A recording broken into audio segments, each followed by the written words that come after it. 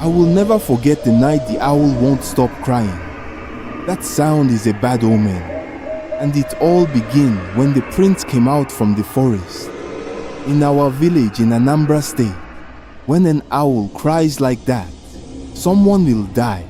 That is what our elders always said. That night, the sound did not stop. It cried and cried like it was warning us.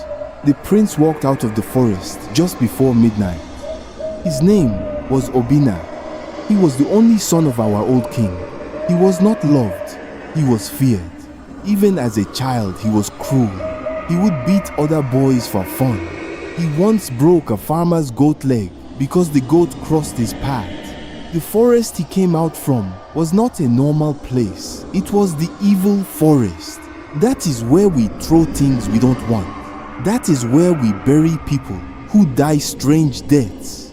Nobody goes there at night. But that night, I was outside. I had gone to check our traps near the bush. My mother was sick and we needed food. I was coming back when I heard the owl. It was loud and close. Then I saw him. Obinna stepped out of the forest like nothing happened. His white cloth was dirty. His hands looked dark, like he had touched something wet. 2 old men followed him. I did not know them. They were not from our village. They were chanting softly. I hid behind a tree. One of the old men said, "It is done. The path is clear." The prince nodded. He did not look scared. He looked happy. 3 days later, the king died. They said he slept and did not wake up. But I remember something. The day before he died, he shouted at the prince in public. He accused him of bringing shame to the palace. Nobody knew why. After the burial, Obinna became king. That was when the real fear started. He changed everything. New guards, new rules, heavy fines for small mistakes. If you spoke against him, you were punished. Then people started disappearing. First, it was a young man who refused to give up his land for the palace expansion. They said he ran away, but his wife swore she heard him screaming near the forest that same night. Then a girl went missing. She was only 10. The village searched everywhere. We did not search the evil forest. No one dared. The owl kept crying every night. One evening, I saw something that made my blood run cold. I was sent to deliver palm wine to the palace. As I passed behind the building, I heard a weak cry. I followed the sound to a small hut near the back fence.